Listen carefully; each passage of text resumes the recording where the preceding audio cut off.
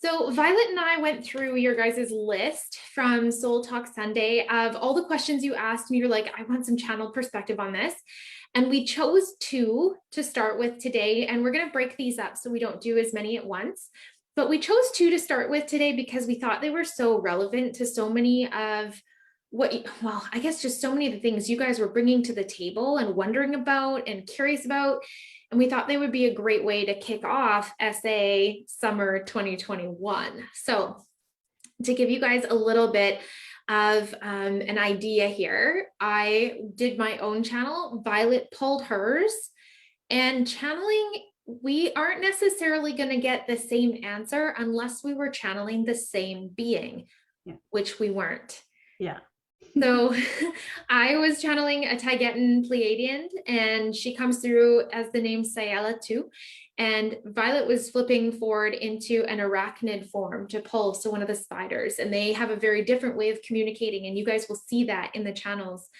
So we're going to share the question that was asked, the responses, and then just give you guys a little bit of our, I guess, experience with that topic with students.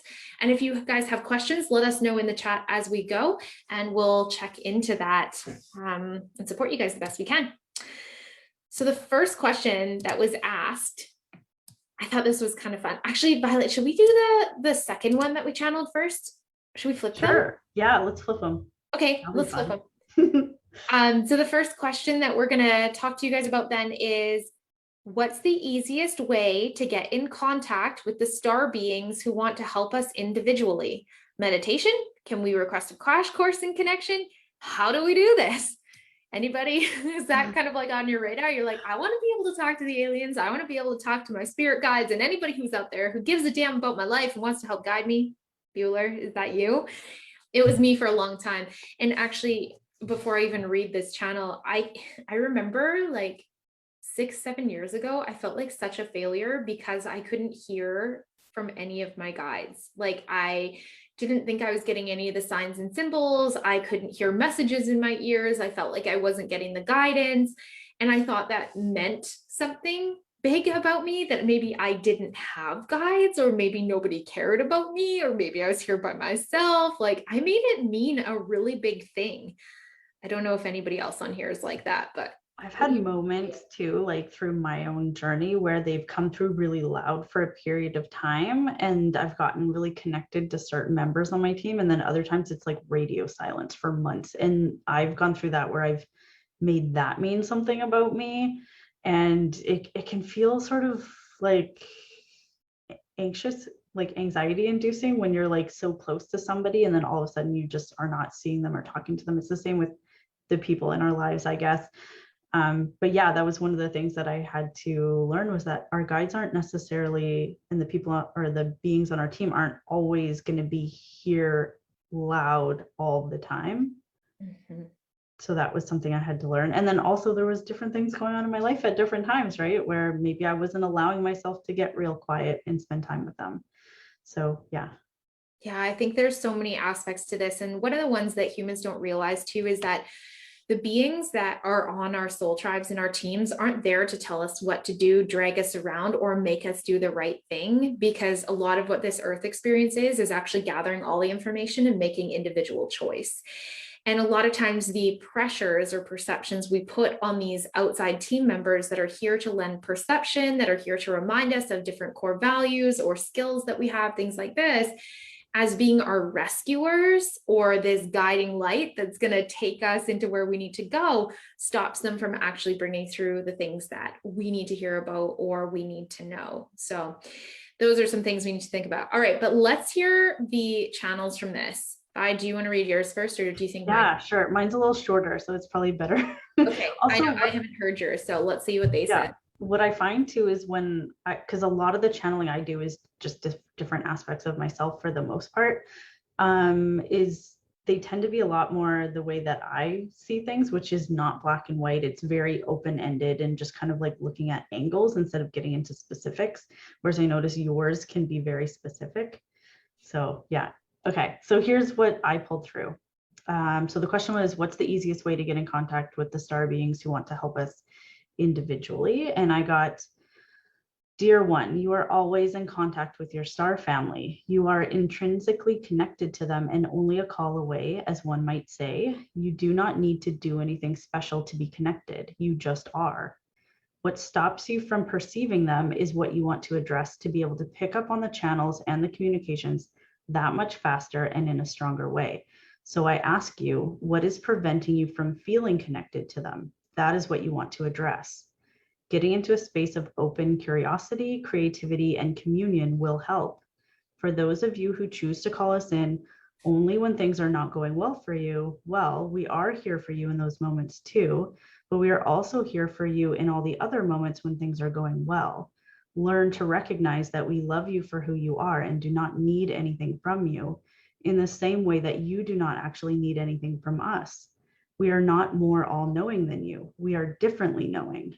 And you have access to as much, if not more, than we do in your physical body if you would stop telling yourself that you do not. So get back to play, get back to exploration, recognize that we are here and you have a direct line to us at all times. Believe you can. And in that moment, I saw the scene from Peter Pan when they're all getting the fairy dust in the bedroom and flying around, and they have to like believe that they can. And I kept hearing the song, like, you can fly, you can fly. It was so funny. My team likes to talk to me in like Disney references because they're just like the perfect thing for me. So yeah, I really love that message. It wasn't specifically about how to connect. It was mostly just about, believe that you can, because you're always connected. Nice. And that goes a lot into what we've been talking about in HRA2 with starting to traverse through the 13th dimensional web and all of those pull pockets, right? So yeah, that really fits. Okay, this is what the Taygetan Pleiadian said. And you guys, look at how different the tones are in this and the language used. So she said, most of who desires to connect with you is you. And so in that way, it is the honor and mission of the emerging human to do as much as possible to remove all of your barriers in allowing your full soul to arrive, to communicate from all levels of perception and possibility. To be a multidimensional human and to be in contact with your cosmic brethren, one must have access to an aspect of self that is the same. It is in that way that you begin to recognize others. When most begin to feel as though they are communicating with a guide or a friend, it is in fact their originator for this human extension of soul and first spark of you. And in this way, what you are beginning to receive guidance upon, if one will listen, is the reason you decided it would be fun to have this extension and avatar on this earth plane. And this, in turn, makes your experience so much more fun, as you can see through a new set of eyes what the dream was for yourself, even though you are separate and the same. So one must find all the ways possible to listen within the temple of one's own body, to play with how it hears and feels and tastes and sees, to get quiet enough to perceive the quicker and wider fields of information, and to get loud enough to make the waves that surface new information.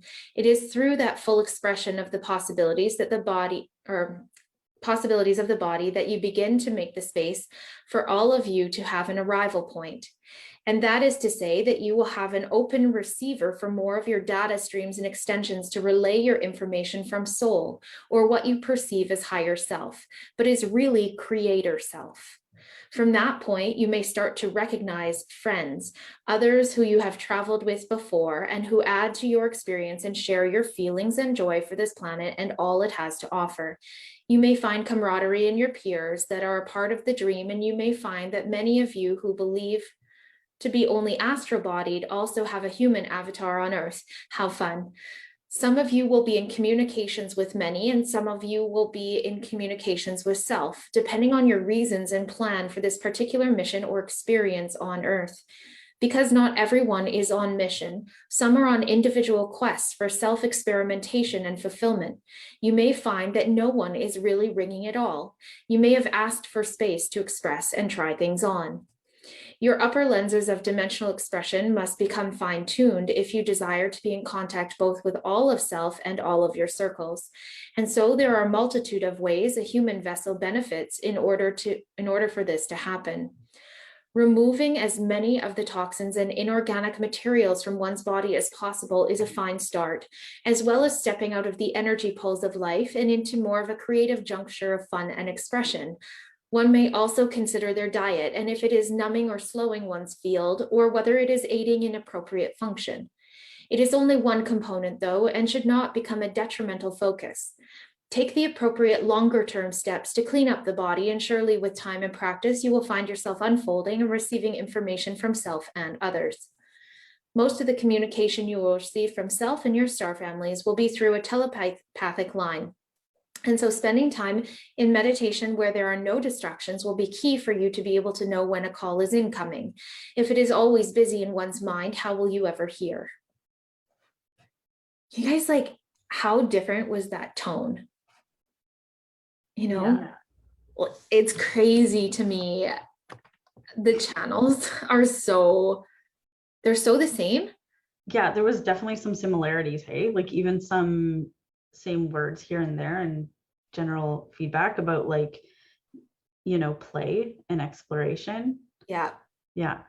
Yeah. So we will type these up and put it in a blog post for you guys to reread as well. So you have it. We'll put a link up a little bit later.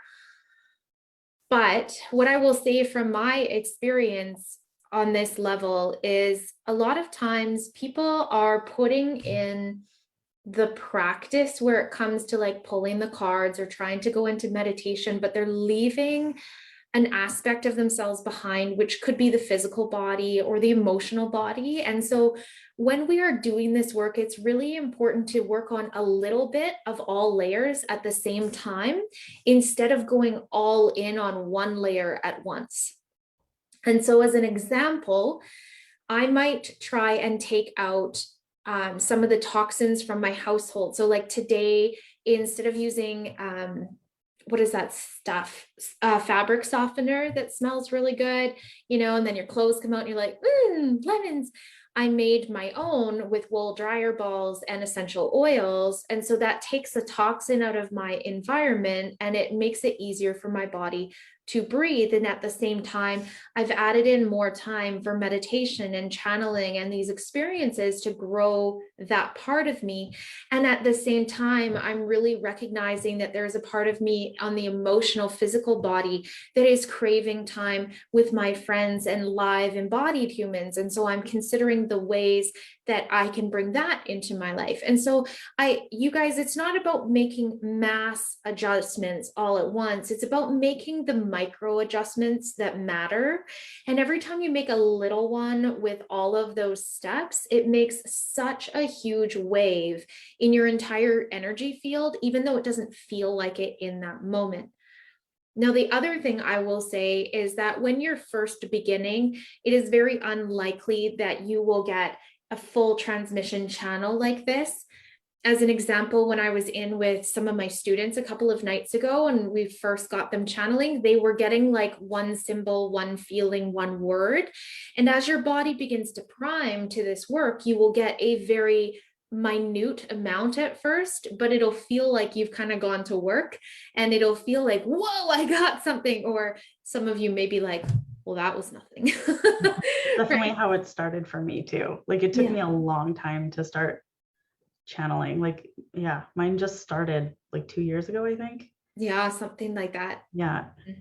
So it definitely, it takes a lot. And the other thing is like giving yourself that quiet space, which was mentioned in your channel. It didn't come up in mine, but actually giving yourself that quiet space. Because if we're always so busy, if our heads are busy and we're distracted and we're like consuming information and, you know, never giving ourselves a moment for like just to quiet the noise, then we're not going to hear them because they're communicating, but we can't hear them because it's so noisy, right? It's like if somebody called you on the phone, but your ringer is turned way down. And on top of that, you've got a ton of noise happening in your space. You're not even going to notice, right?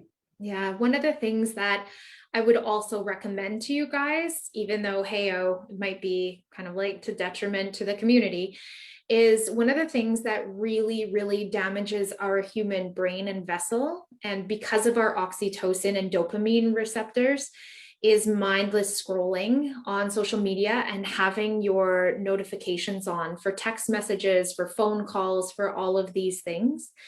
Because when your body is getting those constant dopamine hits, it starts to need more and more and more and more, and so loud for you to get those nudges.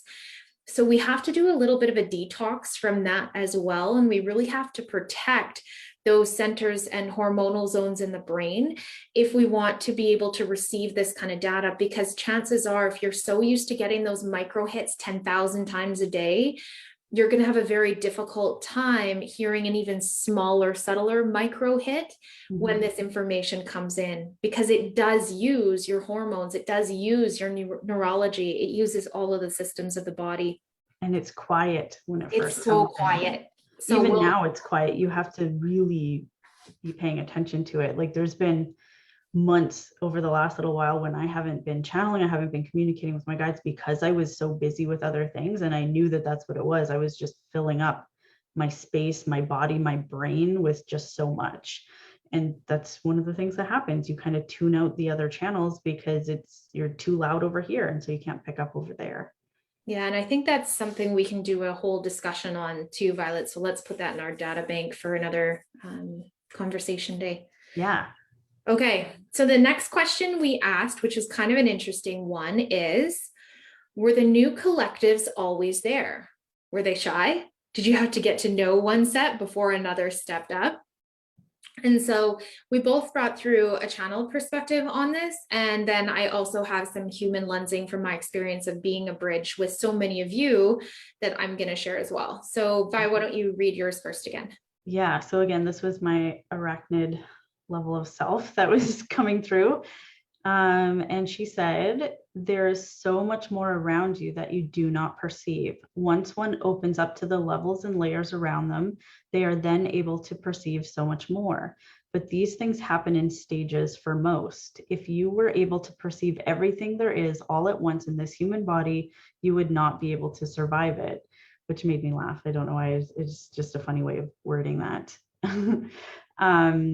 So the next part was, not that you couldn't begin to access the info or that you wouldn't be able to do with it what you want, but that it would not be supportive and your physical body would not allow you to. The experience that you are currently having is meant for a specific purpose, and so that would be a disservice and a distraction.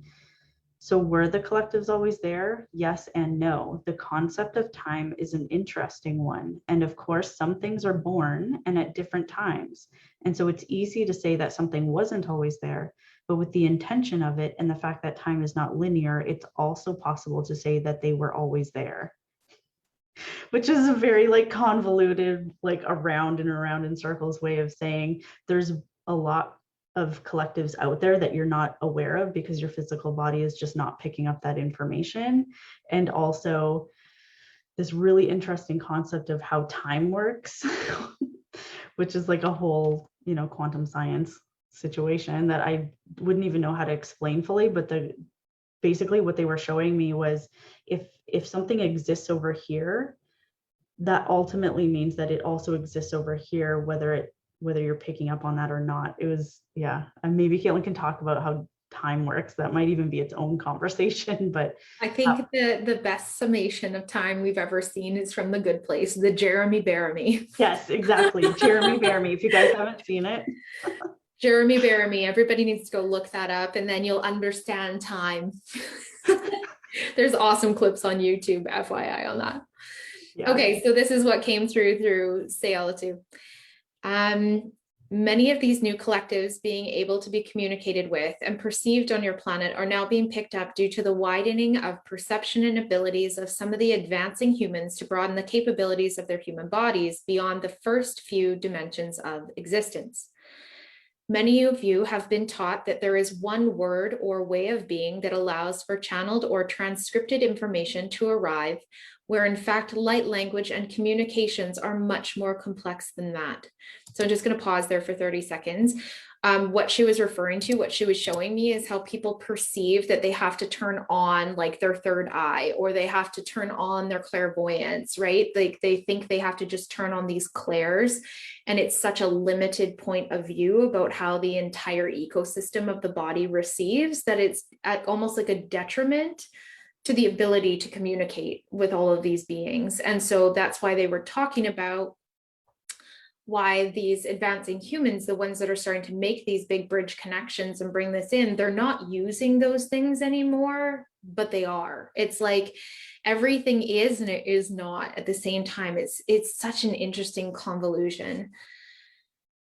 Okay, so then she goes on to say, one may only need a few of their lenses to fire to receive information from a Pleiadian, where they might need a different set entirely for an Aistorga to call. This is not because we use different ways of communication to speak, but more to do with the amount of space-time a communication must cross to arrive at the intended recipient. You wonder why your communications are continuously being upgraded to the 5G and beyond. Oh, just wait for the reactions when the 48G and above arrive on planet Earth in a not too distant time from now. That's going to be a fun conspiracy theory too. The ways in which you perceive faster are just an expression, and there is more for you to experience yet. To the latter, there are many races and species not yet documented by your even most aware channels and prophets on Earth at this time. And this is only because of what I explained in space-time and dimensions of arrival, but that will come. So in that way, what you perceive as new always was and is just arriving to your lenses of perception. In addition, there are newer or hybridized races and species, and this will continue to be so as we have so many more travelers now than ever before. In that last statement that she was explaining to me, she was showing me how many of the different races are like commingled. And so she was showing me pictures, even on Earth, how we're aiding to that. So for example, if someone from like an Asian origin chooses to procreate with somebody with like African origination, as they come in there and their source points combine, it creates this brand new web of consciousness that wasn't accessible before. And so this is why you'll see, like, and she was showing me in the next couple of years, we're going to see a lot more mixed race couples, and we'll see less and less of people feeling like they want to gravitate only or be attracted even only to people who are from the same descent as them. So that was kind of interesting as well. But she was showing me that in pictures, not words. Yeah. So from my experience, like from a totally human lensing, when we use the words like new collective, it's because there's been a collective that nobody else on the internet has channeled, talked to, or allowed to arrive through their lenses of perception, that has made contact through one of our students or clients. That's usually how it works. They show us an aspect of self and they start transcribing information from wherever they're from, what needs to be known, and they start bringing in other beings that need to know that that's who they are and where they're from, because it starts to make their human life make sense. And so even in the pod I was in with my students 2 nights ago, there was a new collective that bridged into me, and they call themselves the Meatu Amu. And I don't know anything about them yet, but they just started priming. And so in the next little bit, I will likely have a full ambassador come forward and do a big transcription of who they are, what they're about, where they're from, like kind of what their people here, like why they have extensions and avatars running on this planet, what they're here for. So that will be really cool. And it happens almost every time. Another thing that happens is as these new collectives come in, we get more and more information about what is actually happening on planet Earth. And all of our Healers Rising members will tell you, we have been keeping them about 3 to 6 months in advance energy updates of what the governments are going to do, what the world economics are going to do, what all of the like natural disasters in Earth is going to do, because of these bridges with these collectives. They show us all of these things from their perception of time. And so by having these communications and meeting all these new beings, we get so many more, like, I guess, perceptions, perspectives, all these different things to look at to make the whole picture come together. So there's so much value in being that intergalactic bridge and having communication with all these beings. And then when it comes true, in real time, you're like, damn, I'm good. Yeah, like all this, the natural disasters that you were predicting, was it back in January 1st, January? 2021. Yeah, and you were like, all the storms, and it's just been going like crazy. It's like, I can't believe. Almost everything was exactly to the dates. I was like, Yeah. here, like, And some things can change, like, absolutely. timelines can absolutely change. And so it's possible that you would predict something that was likely to happen, but then something changes and then it doesn't. But yeah, you've been pretty on with a lot of your predictions. So the other part of that was the part that came out of my channel was that most people tend to open up in stages, which is another part of this whole conversation. Is sometimes we are not in a place where we are able to pick up on certain information or connect with certain collectives because we're just not there as individuals in our journey, like where we need to be to meet them. Like sometimes we meet people and beings and connect with them at different times because we've reached a certain level in our own journey where now we need them to come in and give us that information. Not that we need anyone, but it's just like a timing thing, right? And then the other thing is like, how much work are you doing to open up your own lenses so that you can perceive more? Like Caitlin, this was it the last Starseed Accelerator that we did in February, March? And you were connecting with like around 60 some odd collectives. And yeah, then I think we were up to 78 by the end of and that. then through that accelerator, through meeting all of you guys, it's like over 150 now. Yeah, we're up over 150. So that's another part of it too, is the connections with each other as humans on this planet. Like one of the main ways that Caitlin has met so many collectives is through working with different people, because you guys bring them through. If you're that starseed, if you're that being, if you have connections with them that otherwise Caitlin doesn't, like, right? So shutting ourselves off from other people is a really good way to slow ourselves down in a lot of ways as well. And just slow down the timelines of Earth in general. Like when we isolate and we separate like that, we slow down the ability for this entire timeline to roll forward, and everything that is going to come back into a more cohesive unit here as a species here on this planet. It does get slowed when we play that separation isolation game. So that's one of the reasons we do these accelerators, right? It's a lot about like laying down your boundaries and your barriers and starting to go, okay, you know what? I am a part of planet Earth. I am part of this collective. I am here. I signed up for this. Like, here I am. This is what I'm all about. Who are you? Let me see you. And really starting to train people to see other beings at their highest potential and core light. And it's something that, we'll talk a little bit more about as this whole accelerator comes through, but it's one of the most powerful ways to activate other beings is to be able to see their maximum potential for their highest chosen mission, quest, or timeline. They come on board so much faster. So that's something we will focus in a little bit on. All right.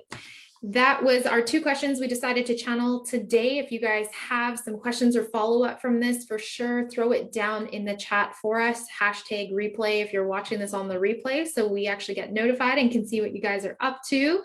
And as always, if you have more topics you guys want to bring in for Violet and I to touch on and to go deeper with or get really existential on, just let us know. We're here to help you guys accelerator the best way we know how. Sending big hugs. We'll see you later this week.